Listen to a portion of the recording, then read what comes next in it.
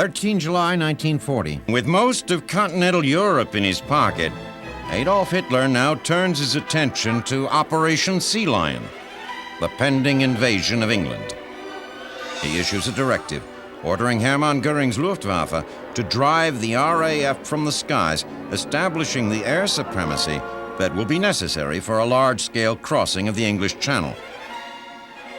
Throughout July, the Luftwaffe concentrates its attacks on British shipping in the Channel. Though the attacks are destructive, there is no concerted effort to gain air superiority. On 13 August, Göring's forces begin their all-out offensive to crush the RAF. Calling it Aldertag, or Day of the Eagle, the Germans send their bombers, escorted by Me-109s and Me-110s, to strike British industry and port facilities. On the first day, they fly over 1,500 sorties. The attacks continue day after day. Göring throws everything he has at the British. While the Luftwaffe does inflict enormous damage, the RAF is far from being driven from the skies. Day in and day out, they get the better of Göring's supposedly superior pilots. The RAF has several distinct advantages over the Luftwaffe. First, they are fighting over their own territory. Fuel reserves aren't nearly the concern to them they are to the German pilots flying from the continent. British pilots who are shot down parachute to safety and, in many instances, are back up fighting the same afternoon. Germans end up in POW camps. Another factor working in the RAF's favor is their use of radar. They can see the German air fleets forming up over France and direct their forces accordingly. While the Germans understand the technical aspects of the radar system, they have yet to grasp the enormous tactical advantage it gives the British, and Göring personally removes British radar sites from the German target list.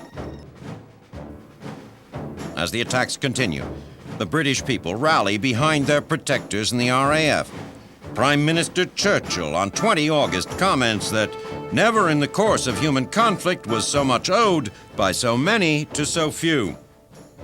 Indeed, it seems the brave pilots of the RAF are doing what no one has done to date: stopping Hitler. The German attacks, however, are taking their toll. Many of the British airfields are knocked out of commission, and by 31 August, the RAF's situation is critical.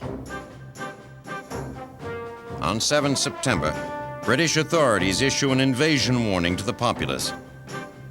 On the same day, the Germans, not knowing how close they are to bringing the RAF to its knees, change tactics. Instead of continuing to target airfields, the Germans decide to start bombing London and other major civilian populations. Night and day, the Germans pound the cities, causing enormous damage. But instead of breaking the will of the people, it solidifies them. By mid-September, the RAF is recovered and is contesting the Germans fiercely. In Berlin, Hitler realizes that with winter coming on and Göring far from achieving his promised goal of air superiority, any plan for an invasion of Britain will have to wait. On 17 September, he postpones Operation Sea Lion. The Führer's plans to invade and conquer, for the first time, have been thwarted.